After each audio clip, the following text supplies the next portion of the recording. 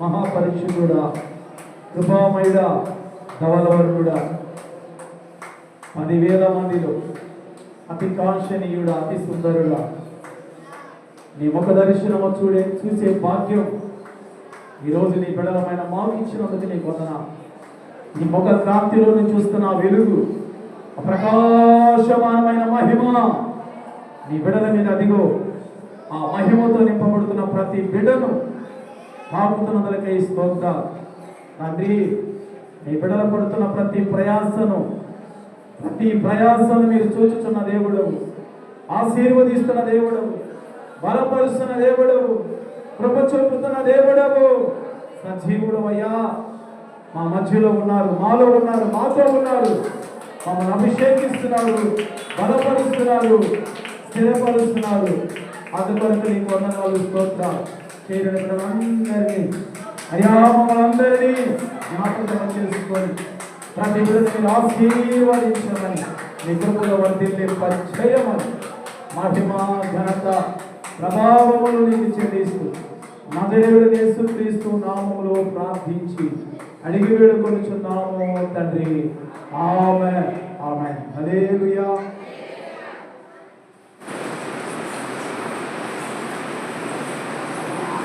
మన ప్రభు అయినటువంటి యేసుక్రీస్తు నామములో మీ అందరికీ హృదయపూర్వకమైన అందరికీ వందనాలు. దేవునికి స్తోత్రం. బిగ్గరగా దేవుని నామానికి మహిమ కలుగునుగాక. ఈ క్రీస్తు కృప ప్రార్థనా మందిరము ఇది దేవుని చేత కట్టబడింది. ఈ దేవుని ఆశీర్వాదాలతో నిర్మించబడిన మందిరం. వాస్తవంగా చెప్పాలి అంటే ఇంకా కూడా ఈ మందిరములో అడుగు పెట్టగానే సమాధానం లేని వారికి సమాధానం, బలహీనతలు వచ్చే వారికి దేవుడు బలమును, శ్రమలలో ఉన్న వారు ఇక్కడ విడిపించబడి సంతోషంగా వెళ్ళే భాగ్యము ఈ క్రీస్తు కృపా ప్రార్థనా మందిరములో దేవుడు ఏర్పాటు చేసి ఉన్నాడు. దేవుడికి స్తోత్రము, హల్లెలూయా. కాబట్టి ఇంకా జరగవలసినటువంటి పనులు ఉన్నాయి. ఇవన్నీ పూర్తయిన తర్వాత ఓ గొప్ప దర్శనం దేవుడు గత మంగళవారం రాత్రి ప్రార్థించుకొని చాలా బలహీనంగా ఉన్నాను. నిజంగా చెప్పాలంటే ఆ రాత్రి నా ప్రాణం పోయిందనుకున్నాను. నిజంగా వాస్తవంగా నా ప్రాణము పోయిందనుకున్నాను. అసలు భూమి మీద ఉన్నానా లేదా తెలియని బలహీనత వచ్చింది.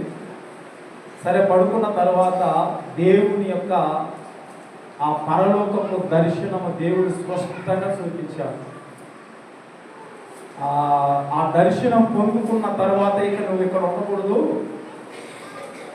అని అన్నట్లుగా ఆ వ్యక్తి ఎవరో తెలియని వ్యక్తి, ఒక మనిషి నన్ను తోసేశాడు, కిందకి పడిపోయాడు. తక్కువ మెలకు వచ్చింది. అది ఏంటి అంటే, ఈరోజు చాలామంది సేవకులు చాలా రకరకాలుగా ఆ పరలోక పట్టణముల గురించి బోధిస్తూ ఉన్నారు, తెలియపరుస్తూ ఉన్నారు. కానీ నేను చూసిన దర్శనం ఏంటినంటే 12 గుమ్మములతో కట్టబడిన పట్టణం. దేవునికి స్తోత్రము, హల్లెలూయా. 12 గుమ్మాలు ఉన్నాయి, 12 ద్వారాలు ఉన్నాయి. ఒక్కొక్క ద్వారానికి ఇప్పుడు సపోజ్ మనము ఆయా ప్రాంతాల్లో చూస్తున్నాం, బిల్డింగులు ఏమండి, మిద్దులు, ఎన్నో రూములు ఉంటాయి, దారమందిరాలు ఉన్నాయి కదా. వీటన్నిటికీ దారి ఒక్కటే ఉంటుంది, దోవ అంటే మెట్లు ఒక్కటే ఉంటాయి. కానీ ఆ పరలోక పట్టణంలో నేను చూసిన దర్శనంలో ఒక్కొక్క గుమ్మానికి, ఒక్కొక్క దారబంధరానికి ఒక్కొక్క మెట్లు ఉన్నాయి. దేవునికి స్తోత్రము, హల్లెలూయా. విడివిడిగా ఉన్నాయి. ఏ ద్వారానికి ఆ ద్వారానికి మెట్లు, ఏ ద్వారానికి ఆ ద్వారానికి మెట్లు ఉన్నాయి. వాటికి 12 గుమ్మముల మధ్యన ఇప్పుడు మనం చూస్తున్నాం అక్కడక్కడ ఏది 7 దీపముల స్తంభం అని. కానీ ఆ 7 దీపాల స్తంభము ఈ భూమి మీద చూసిందైతే కాదు. కానీ ఆ దీపస్తంభం ఎలా ఉంది అంటే ఓ రౌండ్ షేప్ ఆకారంలో ఉంది. మనోళ్ళు ఇప్పుడు ఇలా పెడుతున్నారు దీపస్తంభాన్ని, అంటే 7 దీపాలు వరుసగా పెట్టి ఒక దీపస్తంభం పెడుతున్నారు. కానీ దర్శనంలో నేను చూసిన అది కాదు, రౌండ్ షేప్లో ఉంది. ఈ రౌండ్ ఆకారంలో ఉండి మధ్యలో కొద్ది మధ్యలో దీపం, ఈ రౌండ్ 6 దీపాలు ఉన్నాయి. చాలా దాన్ని చూస్తుంటే ఆ దీపం దగ్గరికి వెళ్ళి నిలబడితే చాలా నాలో ఉన్న ఒక ఆ చీకటి అనేది లేదు. దాని దగ్గర నిలబడగానే నా హృదయం అంతా, దేహం అంతా కూడా ఒక వెలుగుతో, ఒక మంటతో నిండిపోయినట్లుగా ఒక భావముతో ఆ ఏరియాలో తిరుగుతూ ఉన్నాను. తిరుగుతూ ఆ దర్శనములు కూడా అనుకుంటున్నాను. మా పెద్దలు, మా సేవకులు, పెద్ద వారు చెప్తుంటారు, పరలోకపు పట్టణము బంగారముతో కట్టబడింది అంటారు. సరే, ఇక్కడ బంగారం ఉంటుందేమో చూద్దామని నేను చెప్తున్నాను కదా. ఒక్కొక్క గుమ్మానికి, ఒక్కొక్క దారబంధుల దగ్గరికి మెట్లు ఎక్కబోతుంటే ఆ మెట్లు ఎలా ఉన్నాయి అంటే, ఈరోజు మన మెట్లు, మన ఇల్లు మేలు నన్ను అడిగితే వాస్తవంగా మన ఇళ్ళకున్న మెట్లు మేలు. అక్కడ బంగారంతో దేవుడు నాకు చూపించలేదు, కానీ ఒక రాళ్ళుతో కూడా కట్టబడినటువంటి మెట్లను దేవుడు నాకు చూపించాడు. రాళ్ళతో అవి ఎలా ఉన్నాయంటే పల్లసటి రాళ్ళు, చాలా పల్లసంగా ఉన్నాయి. అడుగు పెడితే జారు పెట్టేట్లుగా ఉన్నాయి. చూస్తున్నాను, ఒకవేళ ఇది ఎక్కితే పడిపోతానేమో అనుకుంటున్నాను. కానీ అలా ఆ 12 గుమ్మములు తిరగడం మొదలు పెట్టారు. దేవునికి స్తోత్రం, హల్లెలూయా. ఒక్కొక్క గుమ్మం దగ్గర ఒక్కొక్కరిని పరిశోధించి చూసుకుంటూ వెళ్తున్నాను. చివరికి 12 గుమ్మం దగ్గరికి వెళ్ళి ఎక్కబోతున్నాను పైకి. నీకు ఇప్పుడే సమయము లేదు, ఇంకా రావాల్సిన సమయం లేదు. కాబట్టి నువ్వు చూసిన ఈ పరలోక పట్టణాన్ని గురించి నువ్వు ఇంకా అనేకులకు సువార్త చేయాలి, అనేకులకి దీని గురించి తెలియపరచాలి. ఈ పట్టణం బంగారముతో కట్టబడింది అనుకుంటున్నారు, వెలగల రాళ్ళతో కట్టబడింది అనుకుంటున్నారు. ఈ పట్టణము చాలా అందంగా ఉంటుంది అనుకుంటున్నారు. లేదు. దాన్ని చూస్తుంటే నాకే, నా హృదయానికే జాలేసింది. నా దేవుని పట్టణం ఎలా ఉందా అన్నట్లుగా జాలి కలిగింది. ప్రియమైనటువంటి దేవుడులా, ఎప్పుడైతే ఆ గుమ్మం దగ్గర నుంచి ఓ వ్యక్తి నన్ను తోసేసినట్లుగా పడిపోయాను వెనక్కి, తక్కువ మెలకు వచ్చింది అనుకుంటున్నాను నిద్రలేసి. వేళ నేను, నా ఆత్మ నన్ను విడిచి పరలోకానికి వెళ్ళిందేమో, ఇంకా దేవుడు నాకు భూమి మీద సమయం ఉండగానేమో, భూమిని ఇంకా అనేకులకి నేను సువార్త బోధించాలేమో, అందుకే దేవుడు మళ్ళా నన్ను పంపించేసాడమోనని నిద్రలేసి తెలిసి మళ్ళా ప్రార్థన చేసుకోవడం జరిగింది. దేవునికి స్తోత్రము, హల్లెలూయా. ప్రియమైన దేవుని బిడ్డలారా, దేవుడి దినాన నేను ఆ జీవితంలో, మన బ్రతుకుల్లో, మన నిజంగా చెప్పాలి అంటే ఈరోజు చాలామంది ఏ ఉద్దేశంలో ఉన్నారంటే, దేవుడు మా కుటుంబం మరిచాడు, దేవుడు నన్ను మర్చాడు, నా విషయంలో ఆయన మర్చిపోయాడు, నా బిడ్డ విషయంలో మర్చిపోయాడు, నా భర్త విషయంలో మర్చిపోయాడు, నా భార్య విషయంలో మర్చిపోయాడు, ఆయన మరువు పట్టే కదా నా కుమారునికి చదువులో మంచి మార్కులు రావట్లేదు, నా కుమార్తె విషయంలో మరిచాడు కాబట్టే కదా వివాహం అనుకున్న సమయంలో అన్ని ఆటంకాలు పడిపోతా ఉన్నాయి, నా భర్త విషయంలో మంచి ప్రదేశంలోకి వెళ్తాడు అనుకున్న సమయంలో ఆయన మరవబట్టే కదా మేము ఈరోజు దీన స్థితిలో ఉన్నాము అనేటువంటి ఆలోచనలు ఈరోజు చాలా మంది ఉంటున్నారు. అయితే ప్రియా దేవుని బిడ్డలారా, వాక్య భాగంలో నేను మీకు దినాన్ని చూపించగలను. దేవుడు చాలా చక్కగా ఏమండి భక్తులు రాస్తున్నటువంటి మాటను మీకు చూపిస్తాను. చూడండి, కీర్తనల గ్రంథం 115వ కీర్తన. ఓ చక్కని మాట చదువుకొని మనం ముందుకు కొనసాగుదాం. చదవండి. 115వ కీర్తన 12వ వచనాన్ని నేను జ్ఞాపకం చేస్తున్నాను. చూడండి. యెహోవా మమ్ములను మరచిపోలేదు. దేవునికి స్తోత్రము, హల్లెలూయా. ఇప్పుడు మీరు పెద్దగా మీరు అనుకోండి ఆ మాటను. చెప్పండి మీరు అనుకోండి. మీరు దాన్ని అనుకో. ఏమనాలి? యెహోవా మమ్ములను ఎంత ఎంత ప్రశాంతంగా ఉన్న మాటతో కూడా. అంటే నన్ను అనుకోడు కాదు ఇక్కడ, మమ్ములను అంటే మీ కుటుంబాన్ని, మీ స్థలాలను, మీ ఇంటిని, మీ వ్యాపారమును, మీ వ్యవసాయాన్ని, నీ ఉద్యోగాన్ని, నీ చదువును, ఎవరిని నువ్వు చేస్తున్న ప్రతిదిని కూడా దేవుడు, చెప్పండి, దేవుడు మరచిపోలేదు. ఆయన నిన్ను మరచిపోలేదు. ఆయన నీ కుమారుని మరచిపోలేదు. ఆయన నీ కూతురుని మరచిపోలేదు. నీ ఇబ్బందుల్లో ఆయన నిన్ను మరచిపోలేదు. నీ కష్టాల్లో ఆయన నిన్ను మరచిపోలేదు. నీ అక్కర్లో ఆయన నిన్ను మరవలేదు. ఆయన మరిచిపోయే దేవుడు కాదు.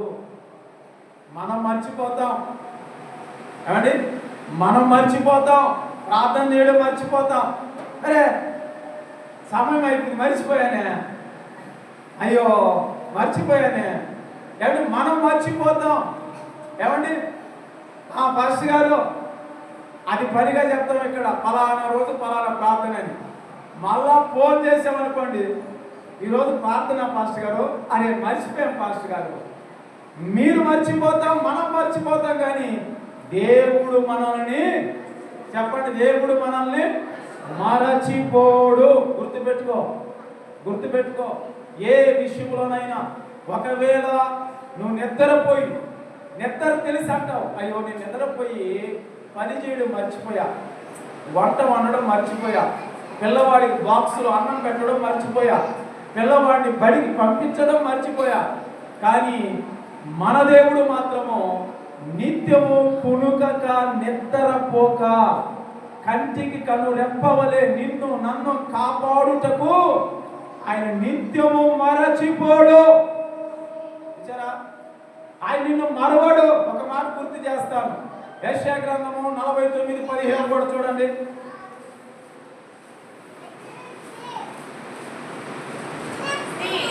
విను విను. స్త్రీ వినండి, స్త్రీ తన గర్భమును పుట్టిన బిడ్డను కరుణింపకుండా తన చంటి పిల్లను మరుచునా, వింటున్నారా, వారైనా మరచుదురు గాని నేను నిన్ను మరువను. వారైనా మరుస్తారు కానీ ఎవరు? తల్లి బిడ్డను మర్చిపోద్ది, తండ్రి బిడ్డను మర్చిపోతారు, బిడ్డలు తల్లిదండ్రులు మర్చిపోతారు. ఈరోజు భూమిని మనం చూస్తూ ఉన్నాం ఆయా ప్రాంతాల్లో, ఆయా చోట్లలో. ఏమండి, కన్న తండ్రిని కొడుకు అంటాడు, ఎవరో నాకు తెలియదు అంటే మరిచిపోవడం. భార్య అంటాడు భర్తని, ఎవరో నాకు తెలియదు. భర్త అంటాడు భార్యని, నీవెవరో నాకు తెలియదు. మరిచిపోయే వారిగా మనుషులు ఉన్నారు. కానీ దేవుడు అంటున్నాడు, స్త్రీ తన కడుపున పుట్టిన బిడ్డనైనా ఒకవేళ కరుణించకుండా మరిచిపోతుందేమో కానీ మరవచ్చు, కానీ నేను నిన్ను మరువను. మరి ఏం చేస్తున్నాడు మరొక ఆయన? అక్కడ ఉన్న మాట చూడుము. ఎంత గొప్ప మాట అండి. చూడుము, నా అరచేతుల మీదనే నేను నిన్ను చెక్కి ఉన్నాను. చెప్తాం గట్టిగా, హల్లెలూయా, హల్లెలూయా. చూడండి, ఆయన మనల్ని మరువక ఆయన చేతులలో మనల్ని చెక్కుకొని ఉన్నాడు. ఎవరిని ఎక్కడ చెక్కున్నాడు? చేతులలో చెక్కుకొని ఉన్నాడు. ఈరోజు తల్లిని అడిగితే, అమ్మ నీ కొడుకు ఎక్కడున్నాడు? హాస్టల్లో ఉన్నాడండి. కొడుకు హాస్టల్లో ఉన్నాడా? మరి నీ కొడుకు ఎక్కడున్నాడమ్మా? ఫలానా ఊర్లో ఉన్నాడండి, ఫలానా ప్రాంతంలో ఉన్నాడండి. ఏమో ఎక్కడున్నాడో తెలియదు, ఏం చేస్తున్నాడో తెలియదు అని రోజు తల్లి చెప్పే స్వభావంలో ఉన్నారు. కానీ దేవుడు అంటున్నాడు, ఆయన నిన్ను మరువక నిత్యం ఎక్కడున్నాం మనం అంటే ఆయన చేతుల్లోనే మనం చెక్కుకొని ఉన్నాడు. మరి చేతుల్లో ఉన్న వారు నిత్యం ఏం చేస్తాడు? ఆయన చూస్తూనే ఉంటాడు. ఎవరిని చూస్తూనే ఉంటాడు. నువ్వు బలహీనత పడుతుంటే చూస్తూ ఉంటాడా? నువ్వు కష్టాల్లో ఉంటే అలాగే చూస్తూ ఉంటాడా? మరి ఆయన చేతుల్లో నువ్వు కష్టాలు పడుతుంటే ఊరుకుంటాడా? ఊరుకోడు. చూడండి, ఓ తల్లి ప్రభు సన్నిధికి వెళ్ళి ప్రార్థన చేస్తుంది. 1 సమూయేలు 1వ అధ్యాయం 10వ వచనం. ఎంత దుఃఖాకాంతముతో ఉందో ఒక్కసారి ఆ మాట చదవండి. బహు దుఃఖం అంట, అట్ట ఇట్ట దుఃఖం కాదు, అది బహు దుఃఖాకాంతురాలై వచ్చి. ఎప్పుడు వస్తుంది ఈ దుఃఖం అంటే వాగినండి. ఓ భర్త విషయంలో భార్య లేవలేని స్థితిలో ఉన్నప్పుడు కూడా, ఈరోజు ఉన్నారు కొంతమంది ఇలా ఉంటారు, పట్టించుకోరు.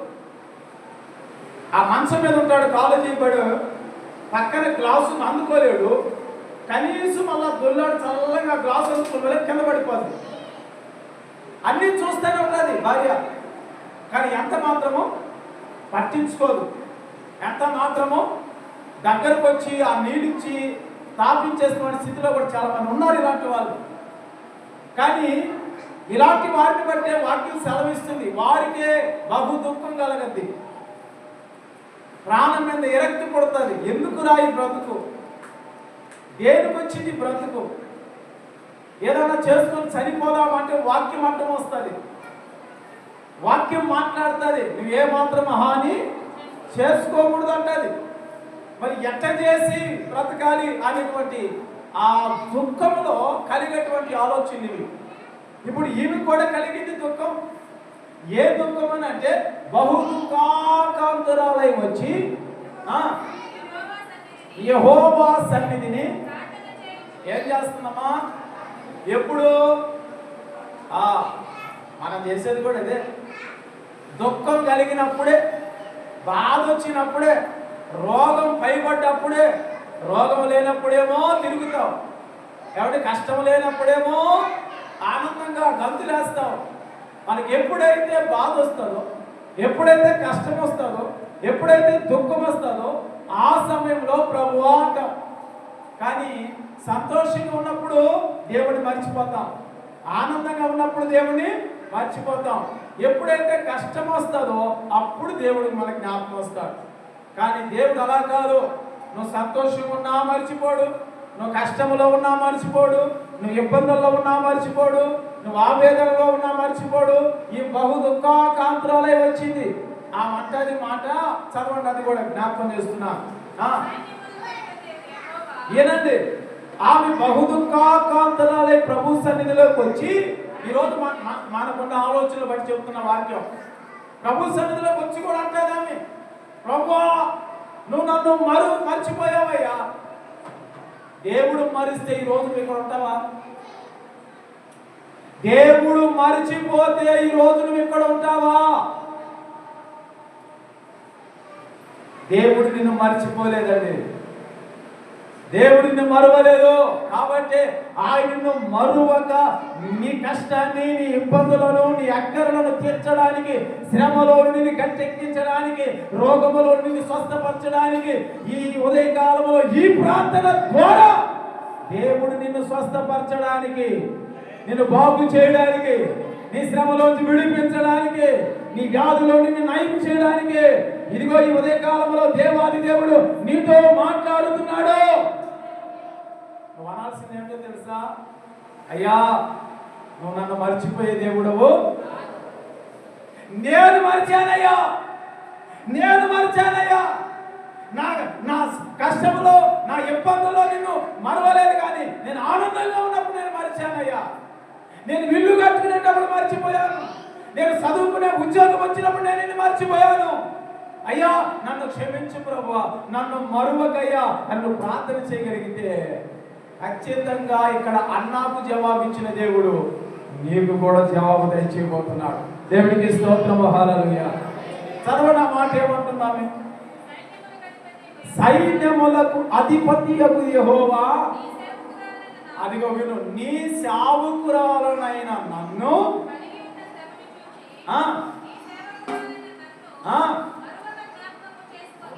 ఏమంటుందో చూసావా? మరువక నన్ను జ్ఞాపకము చేసుకో. మనం చెప్పాలా ఆయనకి? మనం చెప్పాలా ఆయనకి? అయ్యా నన్ను మరువకయ్యా, నన్ను జ్ఞాపకం, నన్ను చెప్పాలనా? లేదు లేదు లేదు, ఆయన ఎప్పటికీ మనల్ని మరచిపోడు. ఎందుకో తెలుసా? ఆయన నిత్యము మనల్ని కాపాడటానికి కొనుకడు. ఇశ్రాయేలు ప్రజలు ఆయన మర్చిపోయారు. ఇశ్రాయేలు ప్రజలు మర్చారు. ఆయన కార్యాలు మర్చిపోయారు. ఆయన అద్భుతాలు మర్చిపోయారు. ఆయన చేసిన మేలులు మర్చిపోయారు. మర్చిపోయి ఏం చేశారు? విగ్రహ ఆరాధనకు దగ్గర పడ్డారు. ఆరాధన చేస్తూ ఉన్నారు. మోషే రానే వచ్చాడు. ఏమండి? మోషే ఆ ఆజ్ఞలు తీసుకొచ్చి దానికి ఏమన్నారు వీళ్ళు? చూడండి, దేవాది దేవుడు మరచిపోయారు. కానీ దేవుడు మర్చాడా? మరోలా. దేవుడికి స్తోత్రము, హల్లెలూయా. ఈరోజు ప్రియా దేవుని బిడ్డలు, ఏ విషయంలో నువ్వు బాధపడి అనుకుంటున్నావేమో, దేవుడు నన్ను మర్చిపోబట్టే కదా నాకు ఈ తలరాత, దేవుడు మరువబట్టే కదా నాకు ఈ బాధలు, దేవుడు మరువబట్టే కదా నాకు జ్ఞాపక శక్తి పోతా ఉంది, దేవుడు మరువబట్టే కదా నా వ్యాపారంలో పొదుపు వస్తూ ఉంది, దేవుడు మరువబట్టే కదా వ్యవసాయంలో అంతా వెనకబడిపోతుంది అనుకుంటున్నావా? దేవుడు మరవలేదు. దేవుడికి స్తోత్రము, హల్లెలూయా. కానీ మరిచేది మనమే. మరిచిపోయేది మనమే. ఏంటి అంటావా? నిద్ర లేస్తనే దేవుడికి కృతజ్ఞత కలిగినటువంటి ప్రార్థన చేయగలుగుతున్నామా? అలా నువ్వు చేయగలిగితే, ఇప్పుడు అన్న ప్రతి ఏటేటా ప్రభు మందిరానికి పోవట్లేదా? వెళ్తుంది. మరి ఈ మాట ఎందుకంటే అక్కడ అంటే మీకు అర్థమైతే తీసుకొస్తాను. నన్ను మరువక అంటే ఈ మందిరానికి వెళుతుంది, మందిరంలో ఉంటుంది, మందిరంలో వాళ్ళు చేసే అన్ని దగ్గరలో ఉంది. కానీ దేవునికి ఎదుట లేదు, దేవుడి దృష్టిలో లేదు, దేవుడు చూసేటట్టుగా నడుచుకోవాలా. అందుకే ఇప్పుడు జ్ఞాపకం చేసుకోమంటున్నాయి. అయ్యా నన్ను మరువబాక, అయ్యా నన్ను జ్ఞాపకం చేసుకో ప్రభు. ఏమండి?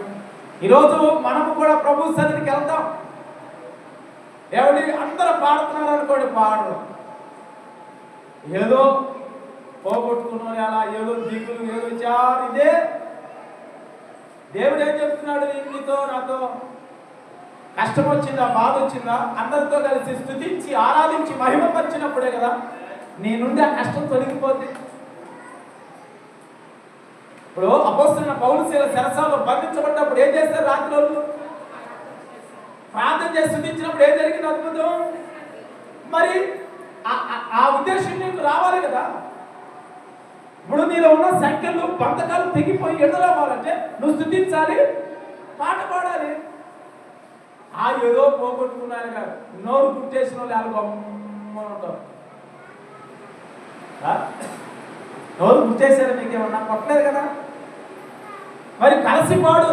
రాదని ఎవరన్నారు? ఇప్పుడు నాకు రాలేదు భాషకి ఎలా పాడాలి? పాడేటప్పుడు ఎందుకు పాడకూడదు? ఏమండి? పౌలు శీలుడు స్తుతించారు. ఆ రాత్రి వాళ్ళు ఆరాధిస్తున్నారు, దేవుడు మహిమపరిచారు. ఎప్పుడైతే వాళ్ళు స్తుతించి ఆరాధించి మహిమపరిచారో ఆ జైలు పునాదులు కదిలాయి. దేవునికి స్తోత్రము, హల్లెలూయా. సంఖ్యలు తెగిపోయాయి, బంధకాలు విడుదలైపోయాయి. ఈరోజు నేను బంధించబడుతున్నా, ఆ శోధ నిన్ను విడుదలైపోవాలంటే స్తుతించాలి, మనసాన దేవుని ఆరాధించాలి, దేవుడిలో గంతులు వేయాలి. ఆ శ్రమను పెట్టుకొని మనసులో ఉండకూడదు. డాక్టర్ ఏం చెప్తాడు నీకు? అమ్మా ఎందుకు ఆలోచన చేస్తున్నావు, దేనికి ఆలోచన చేస్తున్నావు? ఆలోచన పక్కన పెట్టి సంతోషం ఏం కాదు నీకు అంటాడు. కానీ మనవాళ్ళు చేసేది ఏంటో తెలుసా? ఇంటికి వస్తారా, మళ్ళీ అదే చేస్తా, అదే ఆలోచన. దేవుడి మహాకృపను బట్టి చెప్తున్న వాక్యపరంగా అన్నా జీవితంలో దేవుడు ఎంత అద్భుతం చేశాడో నీకు నాకు తెలుసు. అంటుంది, మరువక నన్ను జ్ఞాపకం చేసుకో ప్రభువా. అంటే ఆయన మర్చిపోయాడా నిన్ను? ఆయన ఎప్పటికీ మనల్ని మరచి పోడు. చదవండి ఆ మాటలు మరొకసారి. యెహోవా మమ్ములను, చదవాలి, యెహోవా మమ్ములను మరచిపోలేదు, ఆయన మమ్ము ఆశీర్వదించెను. దేవునికి స్తోత్రము, హల్లెలూయా. దేవుడు మనల్ని మరొక ఏం చేస్తాడో తెలుసా? ఆశీర్వదిస్తాడు. అవునా? అంటే ఆ ఆశీర్వాదం కావాలా ఈరోజు నీకు? ఆశీర్వాదం అంటే ఏంటో తెలుసా? నిన్న ఒక వ్యక్తి అంటాడు నాతో, పాస్టర్ గారండి, పాస్టర్ గారు, నెల్లూరులో జరిగిన, పేరైతే చెప్పకూడదు కానీ నేను పెద్ద ఆయన, ఎందుకంటే ఈ యూట్యూబ్లోకి వెళ్తాయి కాబట్టి, ఒక పెద్ద ఆయన విషయంలో ఉంది. ఇంచుమించు కోట్ల కొన్ని ధనం, కోట్లకి. కానీ ఇప్పుడు ఆ వ్యక్తి మీద 5 కేసులు పడ్డాయి. 5 డబ్బేమో ఆశీర్వాదం ఉంది, 5 కేసులు పడ్డాయి. ఈ 5 కేసులు పడిన దానివల్ల ఇప్పుడు ఆ తల్లి అంటుందంట, తన భార్య అంటుందంట, ఎవరొచ్చి ఉదయకాలంలో తలుపు తడతారో తెలియట్లా. ఇప్పుడు కొడుకు బయటకు వెళ్ళి తట్టాడు అనుకో, కొడుకు వచ్చాడని సంతోషంతో కాదు, ఎవరు వచ్చారో ఆ భయం. సరే, ఎవరో వచ్చారని తలుపు తీయగానే పోలీసు వాళ్ళు, అమ్మ మీ ఆయన ఎట్లా వేడు, ఎప్పటిదాకే ఉన్నాడు, మీ ఆయన వస్తే చెప్పు, మీ ఆయన మీద 5 కేసులు ఉన్నాయి, ఒకవేళ మీ ఆయన రాకపోతే నిన్ను తీసుకెళ్ళి లోపలేసేస్తామని వార్నింగ్ ఇచ్చి వెళ్ళిపోయారు. ఉంది కోట్లకి, కానీ సుఖం లేదు, సంతోషం లేదు, ఆనందం లేదు. సరే, రాత్రి వేళ 8-8:30 కల్లా పడుకున్నారు, ఆ కళ్ళు మూస్తే తలుపు తట్టగా మళ్ళీ కలవరం, మళ్ళా పోలీసు వాళ్ళు వచ్చారేమోనని. ఏమండి, ఈరోజు సుఖం లేదు, కానీ ఈ ఆశీర్వాదం కాదు దేవుడు మనకి ఇచ్చారు, ఈ ఆశీర్వాదంతో కాదు దేవుడు మనం నింపబోయేది. నువ్వు క్షేమంగా, ఆరోగ్యకరంగా, మేలుకరంగా ఉండడమే అదే దేవుడు మనకిచ్చే ఆశీర్వాదం. దేవుడికి స్తోత్రం, హల్లెలూయా. అట్టి ఆశీర్వాదం ఇవ్వడానికే దేవుడు నిన్ను మర్చిపోట్లా. ఆయన మరిచాడంటే ఇక ఆ ఆశీర్వాదం ఉండదు మనకి. అర్థమైందా? దేవుడు మరిచాడు అనుకో, ఆ బాగుండే ఆశీర్వాదం కాస్త ఇంకొంత బాగుంది, కానీ ఇప్పటికైనా మనం మరువులా, ఇప్పటికైనా మనం మర్చిపోలేదు. దేవుడికి స్తోత్రము, హల్లెలూయా. ఒక్కొక్కరు ఏం చేస్తారు, ఇప్పుడు కడుపు కొట్టు కోసం ఒకరిని నమ్మి వెళ్ళిపోతాం, ఒక ప్రాంతానికి వెళ్ళిపోయేసి ఆ ప్రాంతంలో ఉంటాం, ఒక ఆశ్రమం నమ్ముకొని. మా క్రీస్తు శిష్యులు ఇలా జరుగుంటాయి. దేవుడు ఎందుకో బయలుపరుస్తున్నాడు. అక్కడికి వెళ్ళగానే అక్కడ పని పాటల్లో కొంచెం ఇబ్బంది జరిగేదానికి వీరినేమో తీసుకెళ్ళిన వాళ్ళు అక్కడ వదిలేసి మాత్రం వెళ్ళిపోతారు. తర్వాత కొన్ని దినాలకి అప్పుడు అడుగుతారు, ఏమయ్యా ఏంది పని చేసి అంటే, నేను నిన్ను మర్చిపోయానా అంటే వీళ్ళు ఇబ్బందులు పడిన, వీళ్ళు కష్టాలు పడినా, వీళ్ళు అక్కడ ఎంత వేదన పడిన వీళ్ళు గుర్తురావు. ఎందుకంటే మనుషుల స్వభావాలు అలాంటివి, కానీ దేవుడి స్వభావం అలాంటిది కాదు. ఆయన ఎవరో తెలుసా? ఇశ్రాయేలు ప్రజలను కాపాడడానికి ఆ సింహాసనం విడిచిపెట్టి భూమి మీదకి వచ్చిన వాడు ఆయన. దేవుడికి స్తోత్రం, హల్లెలూయా. వాళ్ళు మొరపెట్టగా మరవలేదు ఆయన. చదవండి, నిర్గమకాండం చదవండి, ఆ మాటను కూడా. 7వ అధ్యాయం 3వ అధ్యాయమా 3:7 కావాలి.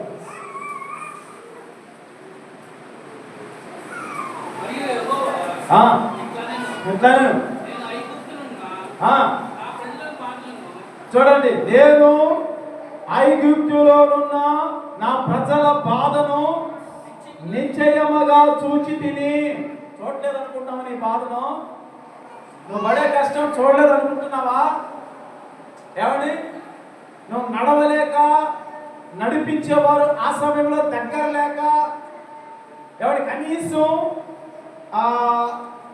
ఇంట్లోంచి బయటికి రావడానికి కూడా నడవలేని శక్తి నీకు లేనప్పుడు కూడా నువ్వు అనుకుంటావు, అయ్యో నాకెవరు లేరే, నన్ను నడిపించేవాళ్ళే, నన్ను పట్టించుకోలే, నా భర్త లేడే, నా కూతురు లేరే, వీళ్ళందరూ నన్ను మర్చిపోయారు అనుకుంటున్నావు నువ్వు. కానీ దేవుడు అంటాడు ఇక్కడ, నీ బాధపడే వేళలో కూడా నిన్ను ఆయన మరొకట్లా. దేవుడికి స్తోత్రం, హల్లెలూయా. మర్చిపోడు ఆయన. ఇక్కడ వాక్యం విను అంటే అక్కడ చదువు జస్ట్, నా ప్రజల బాధను నిశ్చయముగా నేను చూచి తిని, వారి మొరను నేను వింటిని, వారి దుఃఖములు నాకు తెలిసే ఉన్నాయి. కాబట్టి ఐగుప్తుల చేతిలో నుండి వారిని విడిపించుటకును ఆ దేశములో నుండి వారిని విశాలమైన మంచి దేశమునకు, అనగా కనానీయులకును, హిత్తీయులకును, అమోరీయులకును, పెరజ్జీయులకును, హివీయులకును, యెబూసీయులకును నివాస స్థానమైన పాలు తేనెలు ప్రవహించు దేశమునకును వారిని నడిపించుటకును నేను దిగి వచ్చి ఉన్నాను. దేవుడే నీ దగ్గర ఉన్నాడు. ఆ నడవలేని స్థితిలో, బాధపడే స్థితిలో, కృంగిపోయే స్థితిలో, కన్నీరు కార్చే స్థితిలో దేవుడే నీ దగ్గర ఉన్నాడు. ఆ సమయంలో నిన్ను ధైర్యపరిచేది ఆయనే. ఆ నడవలేని స్థితిలో దగ్గర లేనప్పుడు కూడా నడవాలి అన్న ఆలోచన చెప్పేవాడే దేవుడు.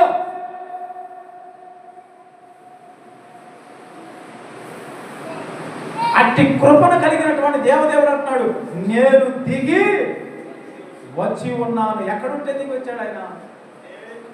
నాకు మీకు చెప్పిన దర్శనం అదే.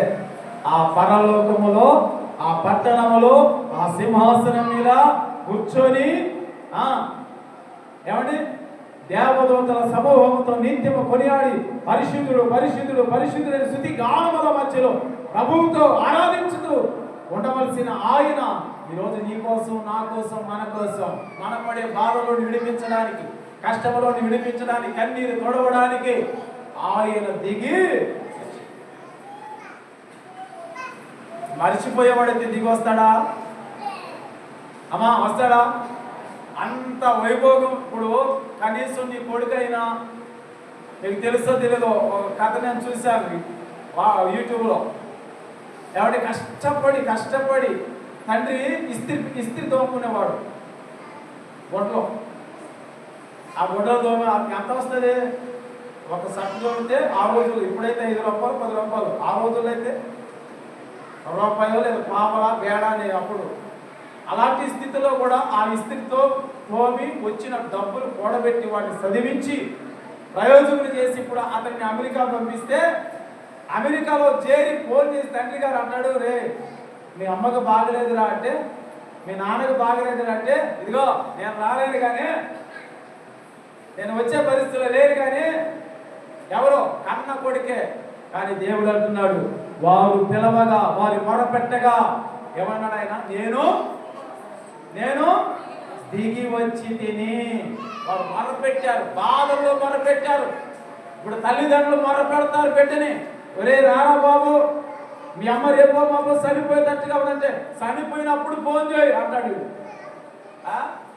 అంటాడు చనిపోయిన తర్వాత ఫోన్ చేయి. నేను ఊరికే రావడానికి పోవడం చాలా కష్టం, చనిపోతాను చూడప్పుడు చేయి, ఒకటేసారి వచ్చేసి కార్యం చేసి వెళ్ళిపోతాను. కానీ దేవుడు వాక్యం సెలవిస్తుంది ఏమిట? వారు మొర్ర పెట్టగానే వెంటనే ఏం చేశాడు ఆయన? దిగి వచ్చాడు. దేవునికి స్తోత్రం, హల్లెలూయా హల్లెలూయా. మరిచిపోయే దేవుడైతే దిగిరాడు. మర్చిపోయే దేవుడైతే నీ బాధల్లో నీకు తోడుండడు. మర్చిపోయే దేవుడైతే నువ్వు ఏడ్చేటప్పుడు నీ కన్నీరు తోడవడు.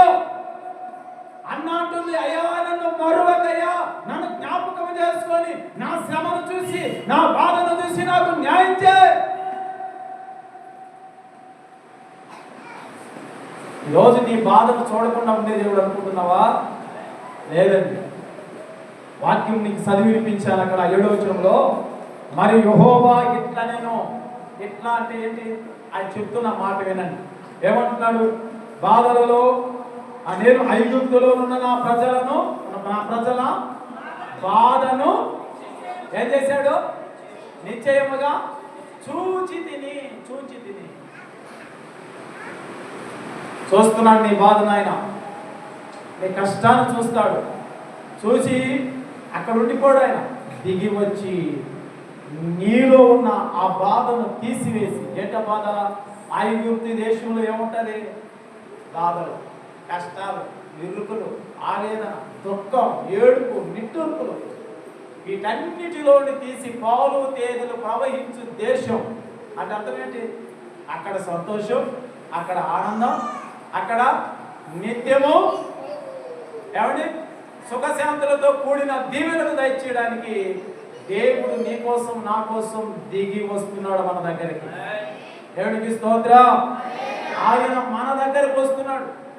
మరి ఈరోజు మనం వెళ్ళడానికి కష్టం మందిరానికి. దేవుడే మన దగ్గరకు వస్తుంటే మనం ఆయన మందిరానికి వెళ్ళడం కష్టం. ఏమండి, వాన వచ్చింది అనుకోండి, ఇదొక సోప్. కష్టకరండి వాన వస్తుందండి.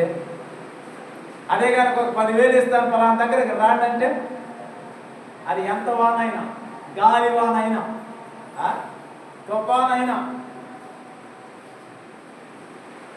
అంతకు మించిన ఆశీర్వాదం ఇది దేవుని దగ్గరకు రావడం. ఎందుకో తెలుసా, ఆయన మన కోసం సర్వం విడిచిపెట్టి వచ్చిన దేవుడు కదా. మనము ఆయన కోసం ఇంకా అన్ని విడిచిపెట్టుకొని కానీ వచ్చేవనుకో, ఈరోజు వాక్యం అంటుంది, నేను నిన్ను ఆశీర్వదించబోతున్నాను. దేవుడికి స్తోత్రము, హల్లెలూయా. నేను నిన్ను ఆశీర్వదించబోతున్నాను. చదువు మాటను, కీర్తన 115 12 వచ్చిన, యెహోవా మమ్మల్ని మర్చిపోలేదు, ఆయన మమ్మల్ని ఆశీర్వదించును, ఆయన ఇశ్రాయేలును ఆశీర్వదించును, ఆరోను వంశస్థుల వారిని ఆశీర్వదించును. ఇప్పుడేనండి పిన్నలనేమి నిన్నొక్కదే కాదు, నీ పిల్లలను కూడా, నీ పిల్లల కుటుంబాలను కూడా, పిన్నలనేమి పెద్దలనేమి తన యందు భయభక్తులు గల వారిని యెహోవా, అది గుర్తుపెట్టుకో. ఆశీర్వాదం అంటే డబ్బు కాదన్నావు కదా పాస్టర్ గారు, ఆరోగ్యమే అన్నావు కదా, స్వస్థతే అన్నావు కదా, బాగుండడమే అన్నావు కదా. మరి మేము బాగలేమేంటి? మాకు నిద్రలేస్తే రోగాలేంటి? నిద్రలేస్తే బలహీనత ఏంటి? మేము ఎప్పుడు ఆశీర్వదించబడలేదు పాస్టర్ గారు అంటున్నావా? అయితే వాక్యం ఏమంటుందో తెలుసా, యెహోవా యందు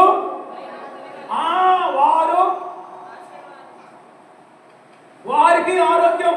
యెహోవా యందు ఏం కలిగి ఉండాలా? భయము కలిగి ఉంటారే వారికి ఆరోగ్యం. అందరికీ కాదు. నాకు ఆరోగ్యం రాదు, ఆరోగ్యం రావట్లా అంటే యెహోవా యందు భయము లేకపోతే ఆరోగ్యం రాదు. ఎప్పుడైతే ఆయన యందు భయము భక్తి, దేవుడికి స్తోత్రము, హల్లెలూయా. యెహోవా యందు ఏం కలిగి ఉండాలా? భయము కలిగి ఉండాలి, భక్తి కలిగి ఉండాలి. ఈరోజు ఈ భయము భక్తి లేకనే, ఏమండి, భయము భక్తి లేకనే అనారోగ్యానికి లేదా బలహీనతకు, వ్యాధికి గురైపోయి వాటిలోనే నలిగిపోయి కుమిలిపోవడానికి గల కారణం ఈరోజు చాలా మంది భయము లేక. యెహోవా అంటే ఆరోగ్యం కలిగి చేసేవాడు, చెప్పండి, ఆరోగ్యం కలిగి చేసేవాడు ఆయనే. గాయం చేసేవాడు, గాయం మానిపేవాడు, దెబ్బ కొట్టేవాడు, ఓదార్చేవాడు, కన్నీరు తెప్పించేవాడు, కన్నీరు తుడిచేవాడు ఆయనే. విచికే దగ్గరికి వెళ్ళి అడుగుతున్నాడు, ఇదిగో నువ్వు చనిపోతావు. అదేంటి ప్రభువా, నువ్వు చనిపోతావు ఈ రాత్రికి, నిన్ను చక్కబెట్టుకో. ఏడిపించాడు అలా, ఏడిపించాడు. ఇప్పుడు ఆయనకి ఏడుపు వచ్చేసి, నేను చచ్చిపోతానా ప్రభువా, ప్రభువా నేను చదువున్నాను అన్నమాట. 2 రాజుల గ్రంథం 20:1 వచ్చిన కానించి, ఆ దినములలో విను విచికియాకు మరణకరమైన రోగము కలుగగా ఆమోజు కుమారుడైన ప్రవక్త అయిన యెషయా అతని యొద్దకు వచ్చి, నీవు మరణమవుచున్నావు కనుక, బ్రతకవు కనుక నీవు నీ ఇల్లును చక్కబెట్టుకో చెప్పగా అతడు తన ముఖమును గోడ తట్టు తిప్పుకొని, యెహోవా యథార్థ హృదయుడనై, ఇది యెహోవా యందు భయభక్తులు కలిగిన వాడి ప్రార్థన. యెహోవా యందు భయభక్తులు కలిగిన వాడి ప్రార్థన ఇది. నీలో పొరపాటు లేకపోతే, నీలో తప్పు లేకపోతే, నీలో చెడుతనం లేకపోతే దేవుడు నిన్ను మారవాడు. ఆ ప్రార్థన చేస్తున్నాడు హిజ్కియా. చదువునానా? యెహోవా యథార్థ హృదయుడనై సత్యముతో నీ సన్నిధిలో నేను ఎలా నడుచుకుంటున్నానో, నీ దృష్టికి నేను ఎలా అనుకూలంగా నడుచుకుంటున్నానో, సమస్తాన్ని నేను ఎలా జరిగిస్తున్నానో కృపతో జ్ఞాపకము చేసుకున్నామని హిజ్కియా కన్నీళ్లు విడిచి ఏం చేయమంటున్నాడు? దేవుణ్ణి జ్ఞాపకము చేసుకున్నాను. మరొక జ్ఞాపకం చేసుకోమంటే అర్థం ఏంటి? మరొకడు. హిజ్కియా ప్రార్థన చేస్తున్నాడు, భయము కలిగి, భక్తి కలిగి. అతని యథార్థంగా దేవుడికి చెప్తున్నాను, నేను ఎట్లా నడుచుకున్నాను, ఎలా చేశాను, ఇల్లు కట్టేటప్పుడు నేను ఎలా చేశాను, చదువుకునేటప్పుడు నేను ఎలా చేస్తున్నాను, చదివేటప్పుడు నేను ఏమన్నా తప్పు చేస్తున్నానా, వ్యాపారం చేసేటప్పుడు నేను ఏమన్నా పొరపాటు చేస్తున్నానా? ఈరోజు చేయకుండా ఉన్నారా? ఏమంటే చేయకుండా ఉన్నారా? పొరపాటు చేయకుండా ఉన్నారా? వ్యాపారస్తులు ఏమండి, నెల్లూరులో కొనేది ఎంత? 100 రూపాయలు. ఎక్కడ నుంచి అమ్మేది ఎంత? 100కే 300 రావాలంటే 100కు 300. మరి అక్కడ కదా ఇప్పుడు 5 రూపాయలకు 1 రూపాయి లాభం చాలు. కానీ ఈరోజు వడ్డీ చేసేవాళ్ళు కూడా ఎలా ఉన్నారంటే రూపాయికి 2 కాదు, 10 రూపాయలు అంట. 10 రూపాయలు వడ్డీ అండి. ఒక మాట నేను చెప్తాను, సేవకుడే చెప్పలే చెప్పుకో, మీ జనాలు లేదు. ఒక సేవకుడు ఉన్నాడు, వడ్డీకి వ్యాపారం చేస్తున్నాడు ఈయన. నేను ఒక రోజు అన్నాను, పాస్టర్ గారు ఇది మనకి లేదే, మనం ఇలా చేయకూడదు కదా పాస్టర్ గారు అన్నాను. అంటే అవన్నీ ఏం లేదు, మనకి చేసుకో, ఇబ్బంది లేదు పాస్టర్ గారు. సరే నీ తర్వాత అన్నారు. సరే మొత్తానికి ఒక రోజు వడ్డీల మీద లక్షలు మార్చాడు. వడ్డీలకి ఎంత? 2 రూపాయలు అయితే పర్వాలేదు, రూపాయి అయితే పర్వాలేదు. లేదు అసలు వడ్డీ తీసుకోకూడదు. మనం లెక్కెత్తుకుంటే ఏదైనా అవసరానికి ఇవ్వాలి తప్ప వాళ్ళు ఇచ్చి తీసుకోవాలి, వడ్డీ మాత్రం ఇవ్వద్దు. సరే 10 రూపాయలు వడ్డీ పెట్టి ఇచ్చాడు. 10 రూపాయలు వడ్డీలు పెట్టి ఇచ్చుకున్నాడు. ఇంచుమించు లక్షలు ఆడాడు ఇచ్చేసాడు. ఒక రోజు నేను కూడా అడిగాను, కానీ తీసుకోవాలి మొత్తానికి. ఏదో దేవుడు ఆ రోజు అడిగాను, మనసులో దేవుడు నాకు సహాయం చేశాడు. ఇక్కడ మళ్ళీ పడుచుకోవాలి. తీరా చూడబోతే ఒకరోజు కాలు కుంటుకుంటూ ఆపడ్డాడు. ఏం జరిగింది పాస్టర్ గారు అన్న? నేను 2 అంతస్తాల మిద్ది మీద రోజు పెయింట్ చేస్తూ అలా నడిచి, అర్థమైందా మీకు? పెయింట్ చేసుకుంటూ వెనక మిద్ది ఉందని ఆమె నడిచి ఈరోజు కూడా అవిటికాలు శాపుడే. ఎందుకు చెప్తున్నాడంటే అక్రమంగా దేవుడు ఇలాంటి భయం లేకుండా భక్తి లేకుండా చేస్తే ఇలాగే ఉంటాయి. దేవుడి మహాకృపను బట్టి వాక్యం సెలవిస్తుంది. ఇక్కడ దేవుడు అంటున్నాడు, పిన్నలనేమి పెద్దలనేమి తన యందు అది గుర్తుపెట్టుకో. నన్ను చూసి కాదు మీరు భయపడి, మా మాస్టర్ గారు నన్ను చూసి మీకు భయపడి, నన్ను చూసి భయపడి నేను లేకపోతే అప్పుడు చేస్తే సరిపోద్దా? కాదు. భూమి ఆకాశములలో ఎక్కడ ఉన్న తన కనుదృష్టి ఎక్కడ ఉంది గుర్తుపెట్టుకో. నడిసే నడతలో, చేసే ప్రయాణంలో, చేసే వ్యాపారంలో, వ్యవసాయంలో, పనిలో, చదువులో, ఉద్యోగంలో ఎక్కడైనా దేవుడు నిన్ను చూస్తూనే ఉంటాడు, మర్చిపోడు. కాబట్టి దేవుని వాక్యములు చాలా జాగ్రత్తగా కలిగితే ఎవరికి ఆశీర్వాదము, ఎవరు బాగుంటారు, ఎవరు దీవెనకరంగా ఉంటారు, ఎవరిని ఆయన మర్చిపోరంటే యెహోవా యందు భయము భక్తి కలిగిన వారిని ఆయన మారతాడు. దేవునికి స్తోత్రం, హల్లెలూయా. రోజును గుర్తుపెట్టుకోది. ఒకవేళ నేను మర్చిపోతున్నానంటే ఓహో నాకు భయం లేకుండా. దేవుని మహాకృపను బట్టి ప్రియమైన దేవుని బిడ్డలారా, ద్వితీయోపదేశకాండం 35:16 వచ్చిన ఒక మాట త్వరగా ముగించేస్తే 35:16 వచ్చిన ద్వితీయోపదేశకాండం.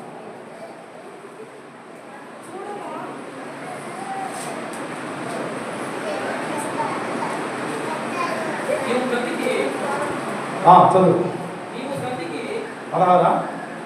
నీవు బ్రతికి విస్తరించినట్లుగా నీ దేవుడైన యెహోవాను ప్రేమించి ఆయన మార్గములయందు నడుచుకొని ఆయన ఆజ్ఞలను, ఆయన కట్టడాలను, ఆయన విధులను అనుసరించుమని నేడు నీకు ఆజ్ఞాపించుచున్నాను. ఏంటి ఏంటంట చదువు. అట్లు అట్లాంటి బొప్పట్లు కాదు, అట్లా మనం చేయాలని చెప్తున్నాడు ఇక్కడ. అట్లా చేయాలంట, నీవు బ్రతికి విస్తరించున్నట్లుగా నీ దేవుడైన యెహోవాను మనం ఏం చేయాలి? ఇప్పుడు గుర్తుపెట్టుకోవాలి. ఆయన యందు భయభక్తులు గల వారిని దేవుడు మరచిపోడు. రెండవది, ఆయనని ప్రేమించిన వారిని ఏం చేయడాయన మరచిపోడు. దేవుడికి స్తోత్రం, హల్లెలూయా. ఆయనను ప్రేమించే వారిని ఆయన నీవు బ్రతికి విస్తరించినట్లు నీ దేవుడైన యెహోవాను ప్రేమించి ఆయన మార్గముల యందును నడుచుకొని ఆయన ఆజ్ఞలను, కట్టడాలను, విధులను అనుసరించమని నేడు నేను మీకు ఆజ్ఞాపించుచున్నాను. అట్లు చేసిన వెడల నీవు స్వాధీనపరుచుకున్నట్లు ప్రవేశించు దేశములో నీ దేవుడైన యెహోవా నిన్ను. అది ఒకటి, దేవుడు అంటే భయము, భక్తి ఉండాలి. రెండు, దేవుడిని ప్రేమించాలి. దేవుని సేవ అంటే ప్రేమించాలి, దేవుని సేవకులను ప్రేమించాలి, సంఘం అంటే ప్రేమించాలి, తోటి పక్కన కూర్చున్న వారిని ప్రేమించాలి, చిన్నబిడ్డను ప్రేమించాలి, ఎదుగురాలను ప్రేమించాలి, ముసలివారిని ప్రేమించాలి, గ్రామాన్ని ప్రేమించాలి. గ్రామంలో ప్రేమ లేకపోతే గ్రామంలో నువ్వెందుకు? నిజమే కదా? గ్రామాన్ని ప్రేమించినప్పుడు గ్రామంలో నువ్వు ఉండడానికి దేనికి అసలు అవసరం లేదు.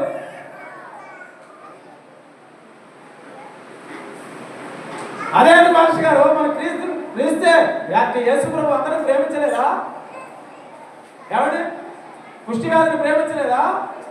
రక్తస్రావం కలిగిన కుమార్తెను ప్రేమించలేదా? గాయాలతో కట్టబడిన దారి పక్కన పడిన వాడిని ప్రేమించలేదా? మరి ఈరోజు మనకెందుకు లేదు ఈ ప్రేమ? ఎక్కడ పోయింది మన ప్రేమ? క్రీస్తు ప్రేమ ఏమైపోయింది మనలో? గుర్తుపెట్టుకోవాలంటే యెహోవా యందే కలిగి ఉండాలి మనం. భయము, భక్తి కలిగి ఉంటే ఆయన మనల్ని మార్చిపోడు. రెండవదిగా చెప్తున్నాను, యెహోవా యందు ఏం కలిగి ఉండాలి మనం? ప్రేమించాలి. ఎవరిని? నీ దేవుడైన యెహోవా. హాస్పిటల్లో ఎవరైనా రోగులు ఉన్నారా? ఏం చేయాలి మనం? అక్కడికి వెళ్ళి వారిని పరామర్శించి వాళ్ళని ధైర్యపరిచి నీకు చేతిలో కలిగిన వారికి ఇచ్చి రావాలి. అప్పుడు దేవుడు అంటాడు, నువ్వు ఫలానా రోజు ఫలానా మార్గం అని హాస్పిటల్లో ఉన్నప్పుడు వెళ్ళి పరామర్శించావు, నన్ను ప్రేమించావు అని అంటాడు దేవుడు. ఇప్పుడు ఎక్కడన్నా అనాథులు మరీ ఘోరంగా నీకు కనిపించాలనుకో, బట్టలు లేకుండా ఏం చేయాలప్పుడు? వారికి నీకు తోసింది ఇదే ప్రేమ. ఈ ప్రేమ నీలో ఉంటే దేవుడు నిన్ను మరచిపోడు. దేవుడికి స్తోత్రం, హల్లెలూయా. ఎప్పటికీ నిన్ను మర్చిపోడు. మరొక అక్కడ ఉంది, నేను నిన్ను యెహోవా నిన్ను ఆశీర్వదించు. ప్రియమైన దేవుడారా, దేవుని సంగమా, దైవ జనాంగమా, దేవాది దేవుడు నీతో నాకు మాట్లాడుతున్నాడు. ఆయన మమ్ములను చెప్పండి మరొకసారి అందరూ నీ మాట, యెహోవా యెహోవా మమ్ములను మరచిపోలేదు. ఎంత బలంగా ఉంది మాట్లాడుకుంటుంది, ఎంత ఆనందంగా ఉందో, ఎంత సంతోషంగా ఉందో. దేవుడికి స్తోత్రం, హల్లెలూయా, హల్లెలూయా. యెహోవా మమ్మల్ని మరచిపోలేదు అంటున్నాడు ఆయన. అది ఈరోజు మనం బాధపడాల్సిన అవసరం లేదు. ఆయన ఎప్పటికీ మనల్ని మరి ఎవరిని మర్చిపోతాడంటే ఆయన యందు భయము, భక్తి లేని వాళ్ళని, ఆయనను ప్రేమించని వారిని. గుర్తుపెట్టుకో, అయ్యో అట్లయితే నేను అందరినీ ఎదవరాలు ప్రేమిస్తాను, చిన్నబిడ్డను ప్రేమిస్తాను, నా గ్రామంలో అందరినీ ప్రేమ ఉండాలి. క్రైస్తవుడికి ప్రేమ ఉండాలి. దేశించేవాడిని దేశించొద్దు అన్నాడు ఆయన. కొట్టేవాడిని కొట్టొద్దు, తిట్టేవాడిని తిట్టవా. వారి ఎడలను ఏం కలిగి ఉండాలి? ప్రేమే, ప్రేమే, ప్రేమే. అప్పుడే నీకు ఆశీర్వాదం. నీకు అదే రహస్యం. ఏమండి, నువ్వు ఇతరులు నేను తింటా ఉంటావు అనుకో, నువ్వు తిట్టేవాళ్ళు నీకు ఇంకా శాపం. తిట్టేవాళ్ళు నువ్వు ప్రేమించావు, నీకు ఆశీర్వాదం.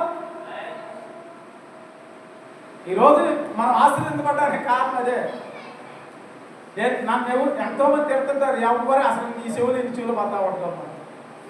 నాకు అదే ఆశీర్వాదం. ఈరోజు ఇక్కడ నిలబడడానికి, మీ ముందు నిలబడి ఎంత అర్హత కలిగి మీకు బోధించడానికి ఎంత ఆశీర్వాదం ఇచ్చింది ఎవరు? ఆయనను మర్చిపోలేదు. దేవుడికి స్తోత్రం, హల్లెలూయా. నా తల్లి, నా తండ్రి, నా సహోదరులు, మా అయిన వారు, నా బంధువులు నన్ను మర్చిపోయారు. ఒకప్పుడు అన్నారు వాళ్ళు, యేసు ప్రభు నమ్ముకుంటే మేము నా వాకిటికి రావాలి. నా తల్లి వెళ్తున్నాను నేను అన్నాను అంటే అర్థం ఏంటి? ఆయన నన్ను మర్చిపోయింది, కానీ నా దేవుడు నన్ను ఆయన మర్చిపోడు. మరొక ఏం చేస్తాడు తెలుసా? ఆశీర్వదిస్తాడు. ఇంకొక మాట ప్రార్థన చేద్దాం. సామెతల గ్రంథం 3వ అధ్యాయం 33వ వచనం.